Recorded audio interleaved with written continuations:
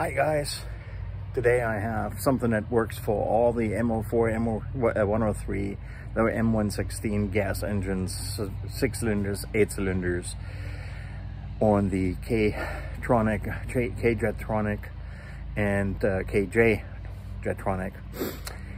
And that is if you have a no power, no start, it doesn't develop power at RPM, and the car has been standing around forever, or you just got it and that there are some issues. One thing that gets overlooked all the time is a simple inline filter. Changing fuel and changing fuel filters is one thing. Next thing is making sure that you check the pre-filter before it goes into the fuel distributor. I'll show you how. Okay, this is where the culprit sits. This is the fuel feed coming from the tank, fuel filter, assembly, etc.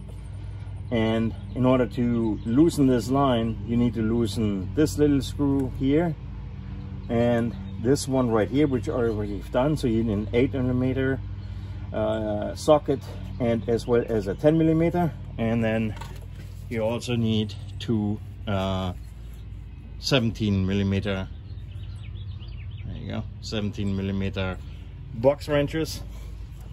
Make sure that you contain the mess, because you don't want to start a fire, so don't do this in the garage, do it outside. And then loosen up this one, and sometimes you need to actually counter hold this fitting here. There's fuel that's going to leak out if you just try to attempt starting it.